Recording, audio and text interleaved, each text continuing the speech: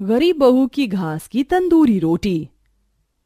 मेरी झुमरी, आज तू इतनी शांत क्यों है? मुझसे बात नहीं करेगी क्या? अच्छा चिंता मत कर, अभी मैं तेरा चारा ले आऊंगी तो तू खूब सारा खाना।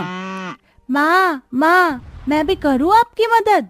नहीं बेटा, तू रहने दे, झुमरी से बात कर। आज कुछ नहीं बोल रही है, शांत है एकदम। अच्छा माँ, मैं बात करता हूँ। झुमरी, ओ झुमरी, प्यारी झुमरी, तुम उदास हो? मैं तुम्हारे साथ आज खेलने नहीं आया।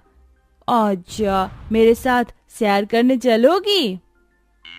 अब तो आवाज निकल गई तेरी झुमरी। मुझसे तो बात नहीं कर रही थी तू, और घूमने के नाम से बड़ी जल्दी हाँ बोली। माँ, ये मेरी तरह बन गई है बिल्कुल, है ना झुमरी? चलो, दूध तो निकाल लिया, अब जाकर गर्म कर देती हूँ। खाने के लिए घर में कुछ भी नहीं है। कल इन्हें पैसे मिल जाएंगे तो घर में राशन का सामान भर दूंगी। मोहन बेटा, थोड़ी देर बाद अंदर आ जाना। तूने सुबह से कुछ खाया नहीं है तो दूध पी लेना। ठीक है माँ। सुरेखा ये कहकर दूध की बाल्टी लिए अंदर चली जाती है और चूल्हे पर दूध को उबालने लगती है। कुछ देर बाद दोनों माँ बेटे दूध पी लेते हैं। फिर वो जंगल से चारा लाकर झुमरी को चारा देती है। शाम को बनाने के लिए घर में कुछ नहीं था। सुरेखा पति के इंतजार में बैठी थी। 8 बज गए, वो अभी तक आए क्यों नहीं? मैं घर में खाना क्या बनाऊंगी? मोहन को भी भूख लगी है, दिन से सिर्फ दूध ही पी रहा है। अब तो उन्हें पगार मिल जानी चाहिए। तभी चेहरा लटकाए बबलू आता है। अरे भगवान, खाने पीने को कुछ दो, बहुत भूख लगी है। खाने पीने का क्या दूं मैं आपको? आप पैसे दोगे तभी तो मैं कुछ बनाऊंगी। आपके इंतजार में ही तो थी मैं। आज आपको पगार मिलने वाली थी ना, तो बताइए क्या हुआ? अरे पूछो मत क्या हुआ। रोज तुम्हारे और मोहन के लिए मेहनत करता हूँ। 1-2 बार लेट हो गया और कल मुझे एक भारी नुकसान हो गया, जिसमें आज मालिक ने मेरी आधी से ज्यादा पगार उसी नुकसान का भरपाई करने में काट दी। अरे मुश्किल से ये 20 रुपए बचे हैं, अब इसका क्या आएगा? क्या मालिक ने सारी पगार काट ली? हाजी, फिर भी आपके पैसे इतने नहीं बचते। 200 रुपए तो मिलने चाहिए। हाँ, मैंने मालिक से बात की थी, फिर उन्होंने मुझे नौकरी से निकालने की धमकी दी, इसीलिए मैं चुप रह गया। मुझे लग रहा है कि मुझे दूसरी नौकरी की तलाश करनी चाहिए।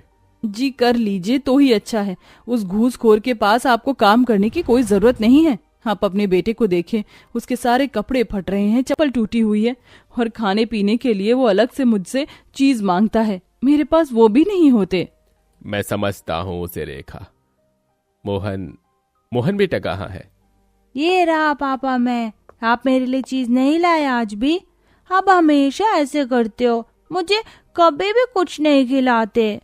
अरे रो नहीं, मेरे पास 5 रुपए हैं, तू इसकी चीज खा, बाकी बाद में अच्छी चीज लाऊंगा। ये पापा ने मुझे 5 रुपए दिए, अब तो मैं चीज खाऊंगा। अजी, अब 15 रुपए में क्या खाएंगे? बेचारी सुरेखा राशन की दुकान से 15 रुपए के चावल लाकर थोड़े अब बना लेती है, थोड़े सुबह के लिए रख लेती है। जैसे तैसे वो खाकर सोने के लिए लेट जाते हैं। सुरेखा मोहन तो सो जाते हैं, लेकिन अगले दिन की टेंशन में बबलू को नींद नहीं आती। सुबह हो जाती है। बबलू यूं ही काम की तलाश में निकल जाता है, लेकिन बहुत जल्दी वो 2 आदमियों के सहारे जख्मी हालत में घर पर आता है। भगवान, बस यही बिठा दो आराम से। भाभी जी, इनका ख्याल रखिएगा, एक्सीडेंट हो गया भाई साहब का। ये बोलकर रमेश चला जाता है। अपने पति को देख सुरेखा घबराकर उसके पास आती है। हाजी, ये सिर पर, हाथ पांव में इतनी चोट कैसे लग गई? क्या हुआ आपको, बताइए ना। पापा, आपको इतनी चोट कैसे लग गई?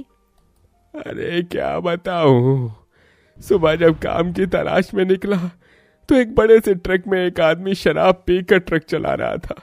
सीधा चलते चलते वो रॉन्ग साइड में आ गया और मेरे साथ 2 और लोगों को चोट लग गई।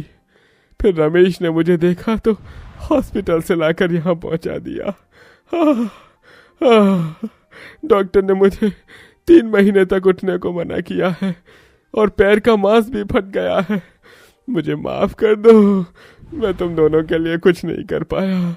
मैं बहुत बेकार इंसान हूँ, मैं बहुत बेकार इंसान हूँ। हाँ जी नहीं, आप ऐसे मत कहिए। अब मेरा फर्ज बनता है कि मैं अपना पत्नी धर्म निभाऊं। हमेशा आप हमें खुश करने के लिए कितना कुछ करते हैं। अब मैं कोई काम देखूंगी ताकि घर का खर्चा चल सके। आपको भूख लगी होगी, मैं खाना लाती हूँ। सुरेखा रसोई में जाकर खाली बर्तन और टोकरी को देखती है। कुछ नहीं है ऐसा, क्या बनाऊं मैं? झुमरी के दूध से पनीर की कोई सब्जी बना देती हूँ और रोटी।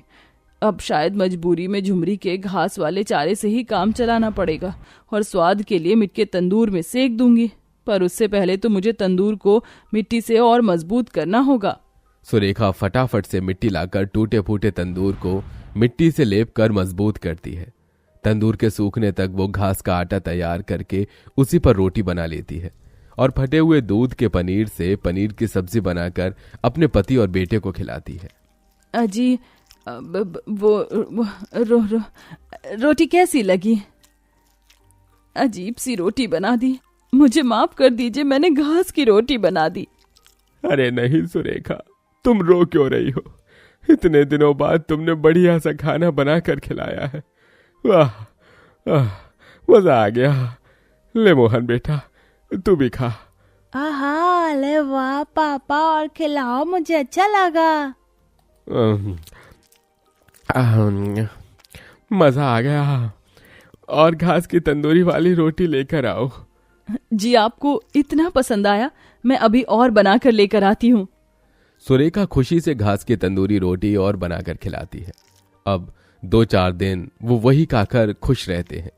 एक दिन रमेश बबलू की तबीयत के बारे में पूछने आता है तो सुरेखा उसे वही घास की तंदूरी रोटी और पनीर की सब्जी खिला देती है। आहा, अरे वाह भाभी, ये आपने खाने में क्या डाला है? मुझे बहुत अच्छा लग रहा है। ये तंदूरी हरी हरी रोटी किसकी बनाई है आपने? ताजी हरी घास की बनाई है भाई साहब, और लीजिए। हाँ दीजिए भाभी, ऐसा लाजवाब बढ़िया खाना मैंने कभी नहीं खाया। आप काम को लेकर इतनी परेशान थी, इसी तंदूरी रोटी का काम क्यों नहीं शुरू कर देती? अरे आप छोटे से ढाबे का काम शुरू कर दो। अरे हाँ, ये तो हम कर सकते हैं ना सुरेखा। अरे हाँ, मेरे दिमाग में तो ये बात ही नहीं आई। अब कल से ये शुरू, लेकिन मुझे थोड़े सामान की जरूरत है। भाभी, आपका छोटा भाई यही है, मैं आपको पैसे देता हूँ, आप चिंता मत कीजिए। शुक्रिया रमेश भाई साहब, लेकिन मैं आपको ये वापस जरूर करूंगी। अरे भाभी, आप भी ना। रमेश उन्हें कुछ पैसे देकर चला जाता है।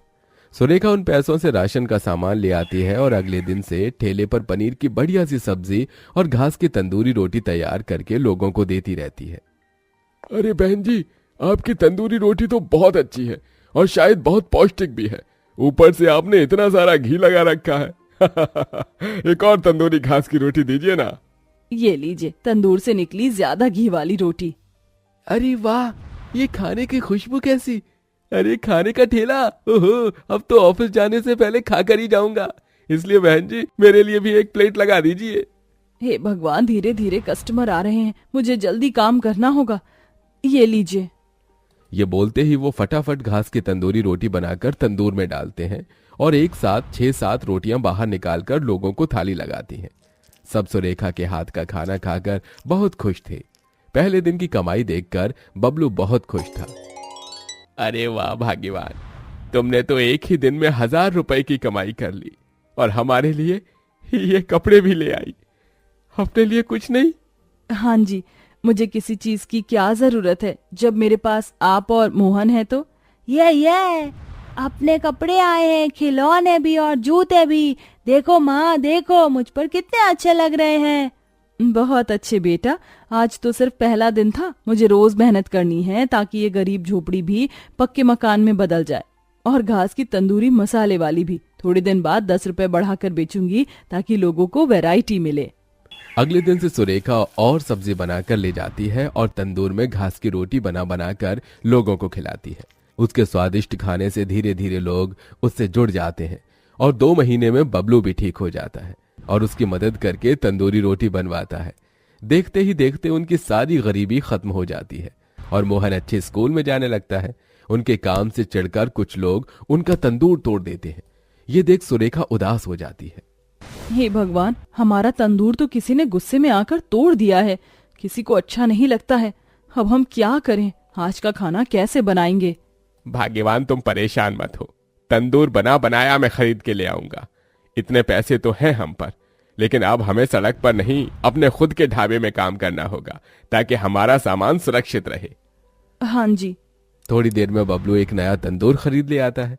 उस दिन तो वो सड़क पर ही घास की तंदूरी रोटी बनाकर लोगों को खिलाते हैं, लेकिन अगले दिन से वो अपने नए ढाबे में लोगों को बिठा बिठा कर खाना खिलाते हैं, जिससे वो घास की तंदूरी रोटी के नाम से बहुत मशहूर हो जाते हैं और अब खुशी खुशी रहने लगते हैं।